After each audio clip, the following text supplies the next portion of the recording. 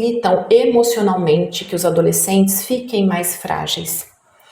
Onde a gente sempre fala, né, que o adolescente, ele vive em bando, ele precisa achar sua tribo, ele precisa achar seu grupo. E se de repente ele não se encaixa naquele grupo perfeito, ele se frustra. E algumas coisas eu interrogo, eu sou mãe, tenho 3 filhas, né? Minhas filhas já passaram dessa fase crítica e de muita preocupação, mas que eu já tive. É que a gente tem o nosso educar, mas existem famílias que não pensam e não agem da mesma forma que a gente. E hoje está muito fácil delegar a educação do seu filho para outros. Uma espécie de terceirização. Exatamente, principalmente para as telas, né? Então hoje tem crianças e adolescentes sendo educados por vídeos inadequados de internet. Então eu acho que, eu não sou contra, pelo contrário, eu acho que essa melhora de internet, de conexão é ótima, tá? Mas ela tem sido exagerada e negligenciada não só pelos pais, eu acho que pela sociedade de uma maneira geral. Inclusive você sabe me dizer se tem dados do ponto de vista dopaminérgico mesmo, modificações cerebrais? Tem sim, tem dados que mostram que é como se fosse uma bomba de dopamina, né? O adolescente, a criança, eles acabam tendo o prazer em ficar vinculado àqueles conteúdos. Certo. Às vezes exageradamente. A maioria das vezes exageradamente, porque quando não tem o exagero, não tem a complicação pelo uso. Então, o uso das telas, tudo isso que a gente conversou, ele precisa ficar muito bem estabelecido, né? Qual é o tempo que essa criança vai ter, ou esse adolescente, e em que conteúdo que ele vai ter acesso. Tem tido muitos casos de depressão na adolescência também, Daisy? Tenho. É muito grande o nível de ansiedade adolescente, de ansiedade e depressão na adolescência. A depressão na adolescência, ela tem especificidades diferentes do período adulto? Quais seriam? Tem todas, tanto pensando em ansiedade como depressão, a gente não pode ter como base o que acontece com o adulto. O adulto, ele entristece, ele sabe referir a tristeza. A criança e o adolescente não. Então eu posso ter outras manifestações, como por exemplo, irritabilidade, momentos de exagero emocional intenso, dificuldade para dormir, o medo, medo exagerado a hora que está isolado, no período da noite, por exemplo. Pensamentos negativos, intrusivos, então é aquela criança que pensa coisa ruim o tempo todo, que pode ser contra alguém que ela gosta, né? Então, é o pai que vai morrer, a mãe que vai morrer, ou contra ela mesma, dependendo se for uma ansiedade ou uma depressão, ou às vezes a gente vê os dois associados. Sintomas físicos, Anderson, é o que mais aparece aqui.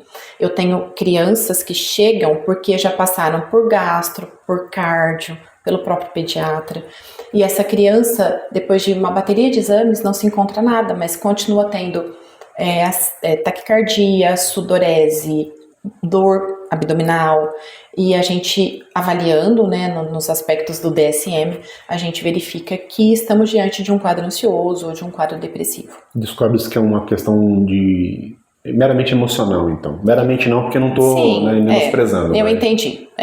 Sim, é um quadro... Não é algo tão estrutural, mas às vezes... Eu gosto de usar o termo psíquico, é um quadro psíquico.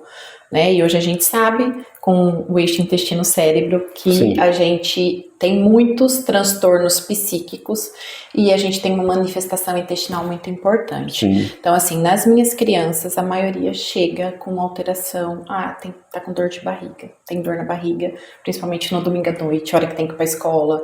Enfim, são nuances específicas que, inclusive...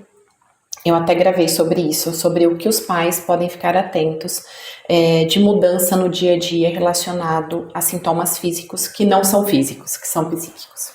Você tem uma certificação do Thiago Castro. Você poderia falar um pouquinho pra gente sobre? Posso, claro. O Dr. Thiago Castro, ele é um médico pediatra que há alguns anos, aproximadamente 10 anos, 11 anos, 10 anos, ele teve o diagnóstico do filho mais velho como autista e ele não sabia o que fazer, ele não teve orientação adequada e ele desbravou o mundo estudando, né? Então hoje a certificação Thiago Castro, ela mostra assim, com muita clareza e muita ciência sobre os transtornos de neurodesenvolvimento. É óbvio que a gente estuda um pouco mais do autismo, porque ali começou com o autismo, mas a gente tem acesso a todo o quadro dos transtornos de neurodesenvolvimento, inclusive eu já tive a oportunidade de falar sobre linguagem no autismo, e a gente é um grupo muito coeso, é um grupo de médicos que estão totalmente voltados para o estudo dos transtornos de neurodesenvolvimento. Essa certificação, ela tinha a duração de 1 ano, né? E agora a gente tem a possibilidade de continuar aprendendo e renovando. Fora esse quadro científico, a gente tem todo um quadro de posicionamento, de aulas sobre leis relacionadas aos transtornos mentais. Políticas públicas, educacionais, né? No caso, voltado para a educação. O que mais? Carreira, marketing, network, e é uma coisa muito bacana, porque como a gente tem médicos de várias áreas, não são só pediatras que estão ali, a gente tem a possibilidade de crescer em outras áreas enquanto conhecimento. Né? Então, por exemplo, eu tenho ginecologistas dentro do grupo, né, que atendem só meninas, e hoje a gente sabe que as meninas TEA são diagnosticadas tardiamente. Então aí vem muita coisa bacana, assim, é uma rede de construção muito importante, muito bacana mesmo.